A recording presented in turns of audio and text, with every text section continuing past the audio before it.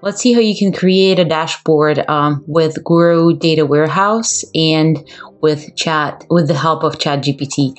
I'm gonna go to Data Warehouse, and I'm gonna create a new query.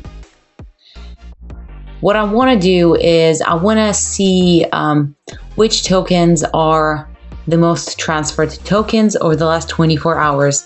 The best table for this would be base token transfers. Here it is. Let's see how it looks. I'm gonna say show create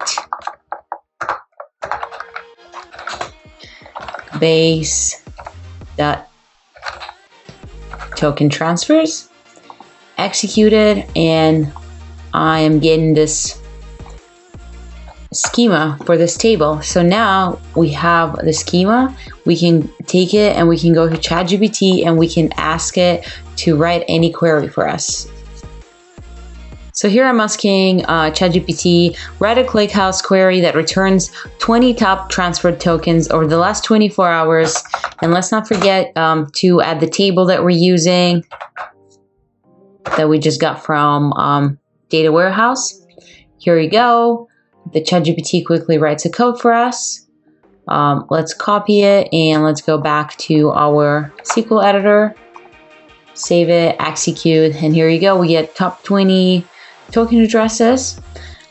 This is a table. We can also quickly add visualization as a pie chart, pick X and Y columns, and here you go. We have a visualization as well. Now to save this query, let's just give it a name and it automatically saves it.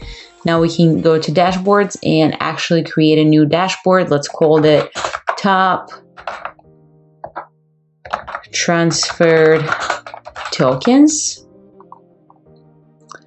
Perfect. And let's add widget. We are gonna add, first we're gonna add chart. Perfect. And we are also gonna add a table representation of this query, and this way we get a nice dashboard with the table and with the pie chart.